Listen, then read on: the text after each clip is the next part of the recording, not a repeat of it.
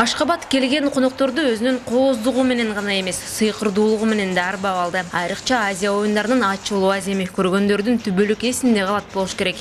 Салтанат өзгөчө кызыктуу шоу программа менен коштолуп, Олимпиада оюндарынын ачылуу аземинен кем эмес.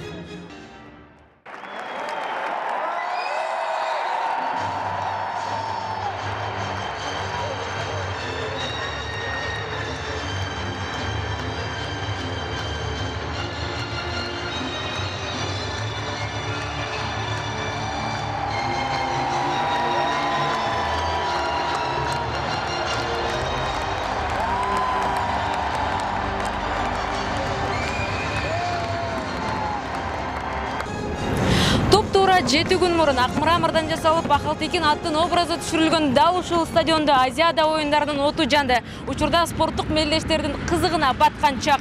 Ал эми келген коноктор спорт дүйнөсүнө сүңгүп кирип, Ашхабадда спорттук сезимдер өкүм сүрүп турат. 5-чи жабык имараттардагы Азия оюндарын өткөрүп жаткан Ашхабадда дүйнөнүн ар кайсы бурчунан келген спорт сүйүүчүлөрүн табууга болот. Ashgabat is a very beautiful city and this is my first time here. I'm from Laos. Аябай тазалыгы өстө жаңы шаар экен. Спортсмендерге бүт условия менен жакшы курулуптур. These were extraordinary. They were really beautiful. Everybody had a good time and the fireworks at the end were spectacular. Высокий уровень очень. Видно, что готовились к этому мероприятию. Нам понравилось.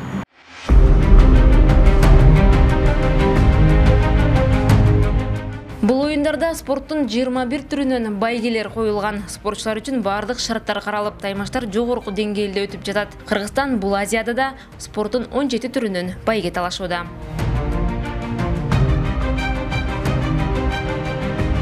Кыргызстан оюндардын алгачкы байгесин jiu-jitsuдан алды. Мында Балбан Арет Бекишев жол баштап, учурда кыргыз спортчулары уткан байгелердин саны 40-ка жетти. Алардын 6-сы алтын, калгандары күмүш куло байгелер. Спортчу Абдырахман Хаджи Муртазалиев jiu-jitsuдан алдын алган эле болбосо, калган алтын медалдардын бардыгы тең күрөштөн.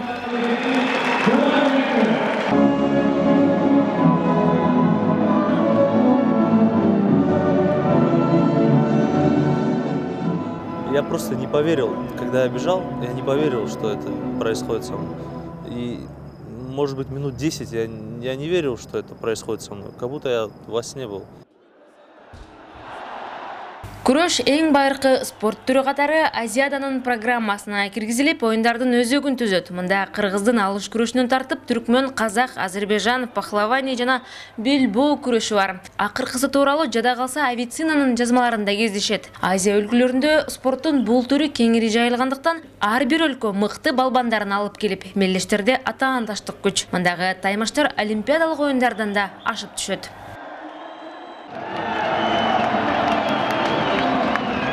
Кыргыздын алыш күрөшү 2013 жылы бул оюндардын программасына киргизилген. Эреже өтө эле жөнөкөй.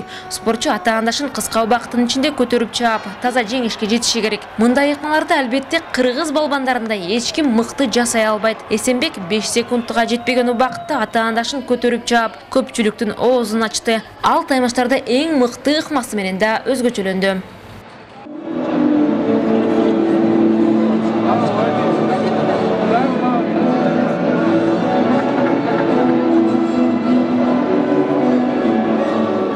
Өзүмө ишенген болчумун, себеби мен биринчи күнү Түркмөнстандын балбанына утулуп калып, иштен ачуум бар болчу да. Эмки күрөшүмдө буюрса алтын болот деген ниет кылган болчумун. Бүгүн Кудайым буйруп, ошо ниетиме жетип турам. Кыргыз кыздары мырзалардан кем калбай, катар-катар байге отуп мыктылыгын көрсөтүп жатат. Айрыкча балбан кыздар Алтынай Мамарасул кызы жана Нурзат Бактияр кызы Кыргызстан үчүн алтын байгелерди уткан кыздардан. Алардын арасында Мээрим Момунова да бар.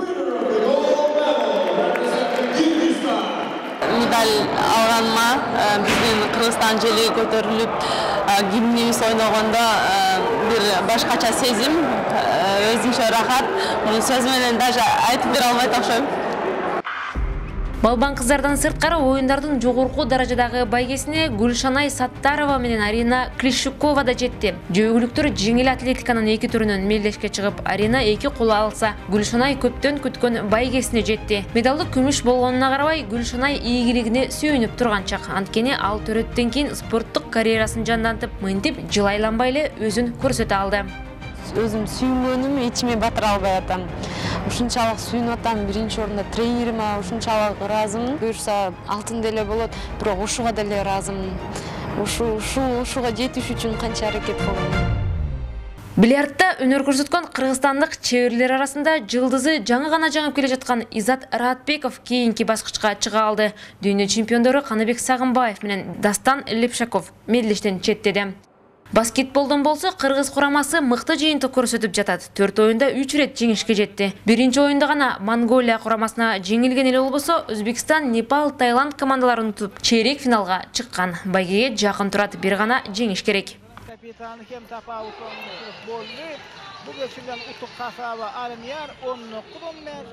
Ат спортунан кыргыз күлүктөрү жергиликтүү Акалтеке тулпарларына жетпесе дагы байгеге жетти. Камил Сабитов таанымал тулпары менен таймашка чыгып, коло медаль тагынып олтурат. Футзалдан Кыргызстан курамасы бир рет жеңишке жеткени менен мелдештен четтеп калды. Акыркы оюнда Азия чемпиондору Иран менен ойноп, кыргыз оюнчулары өз дарбазасына 10 топ өткөрүп жиберди.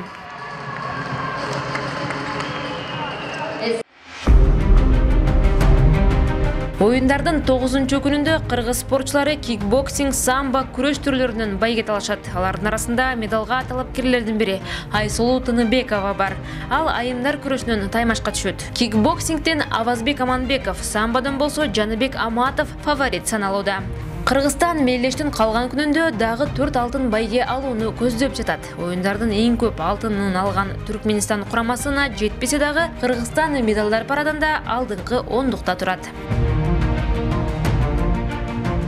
Оюндарда түркмөн спортчулары дүйнөнү таң калтырууда. Алар 8 күнүн ичинде 197 байге уткан. Күмүш коло байгелерге караганда алтын медалдын саны көп. Учурда Түркменстандын капчыгында 77 алтын, 54 күмүш жана 62 коло байгелер бар. Алар жадыбалда сап башында турат. Айрыкча спортчулары күрөштөн мыкты экенин көрсөтүп жатат.